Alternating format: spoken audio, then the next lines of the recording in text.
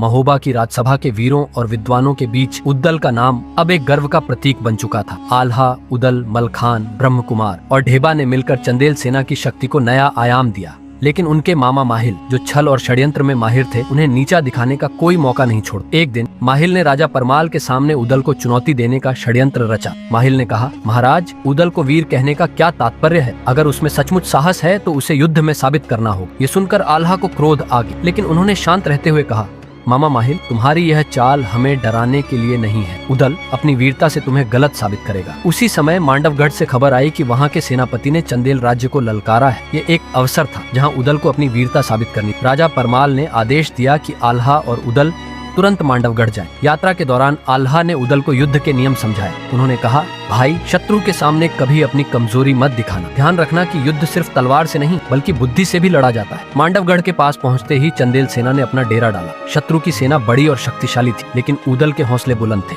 उसने अपनी तलवार उठाई और कहा, आज इस रणभूमि में दिखाऊंगा कि वीरता क्या होती है। क्या उदल मांडवगढ़ के सेनापति को हराकर अपने पिता का प्रतिशोध ले सकेगा? इसके लिए कहानी का अगला भाग पढ़ें।